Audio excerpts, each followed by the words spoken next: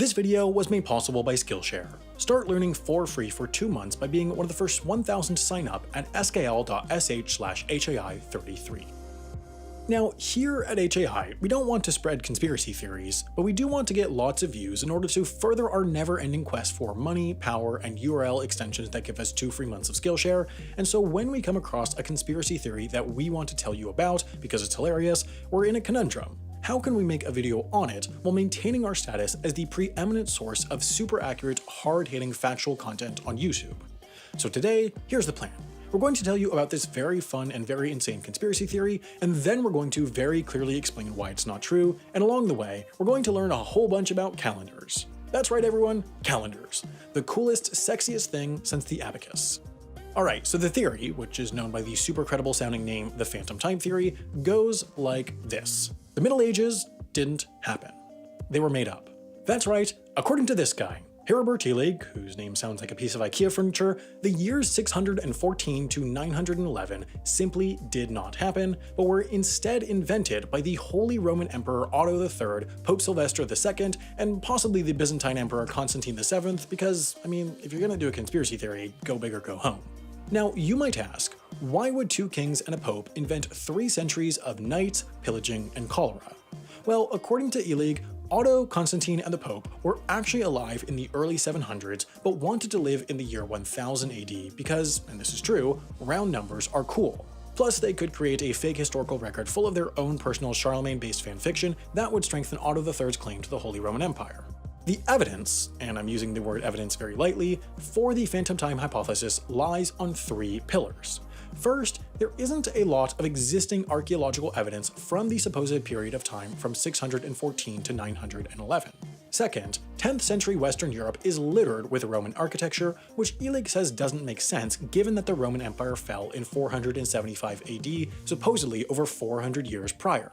And the final reason has to do with calendars. That's right folks, try to hold in your excitement because it's finally calendar time. Now, the Earth rotates 365.24219 times each year, which is pretty close to 365.25, so we round up and pretend it's 365 and a quarter, which means every 4 years we have an extra day, which we account for with a leap day. But the thing is, it's not actually 365.25, it's 365.24219, which is 0.00781 less. That may not sound like a lot, but every 128 years, that 0.00781 adds up to a day, which means that every 128 years, we should subtract a day to keep on track. But the Julian calendar didn't account for that, so between when it was introduced in 45 BC and when the new Gregorian calendar was introduced in 1582 to fix the problem, 1,627 years had passed, or about 13 sets of 128 years, which meant that the Julian calendar should have been behind by about 13 days.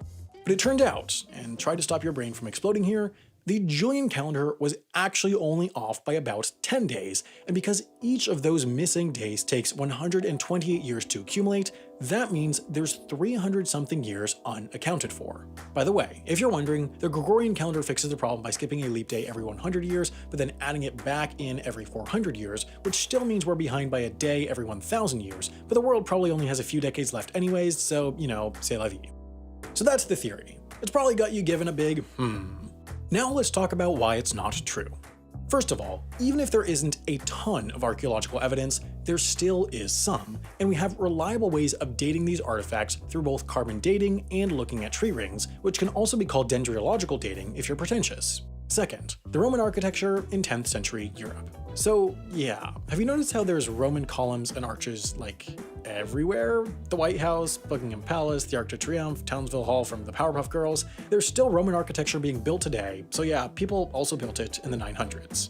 Third, the calendars. For an apparent calendarophemist, Illig weirdly didn't realize that the Gregorian calendar wasn't trying to reset things to 45 BC when the Julian calendar was introduced, but rather to 325 AD, which is when this thing called the Council of Nicaea met and did some calendar fixing. They didn't reset things all the way back, which accounts for the missing 300-odd years of date shifting. And believe it or not, there are even stronger pieces of evidence that this whole thing is impossible, most notably astronomy. You see, certain astronomical events are highly predictable. For example, for complicated astronomy reasons that I totally definitely understand but don't have the time to explain, we know with absolute certainty that there must have been a solar eclipse over Campania, Italy between 7 and 8 a.m. on April 30th, exactly 1,961 years ago. And we know that a guy named Pliny the Elder recorded exactly that in 59 AD, which means that 59 AD must have been 1,961 years ago. If the phantom time hypothesis were true, that eclipse would have happened in 238 BC, and Pliny the Elder couldn't have recorded it because he wasn't elder at all at that point, or even existent.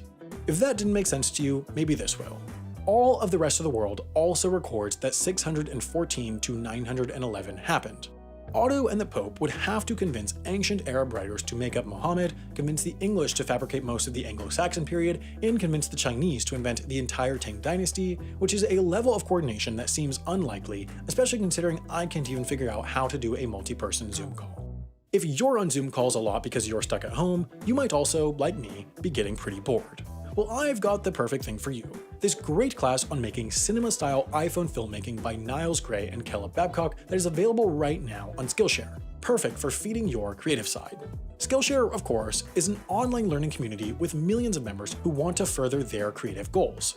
When you're a member, you can take that class and thousands of others on pretty much any subject you can imagine.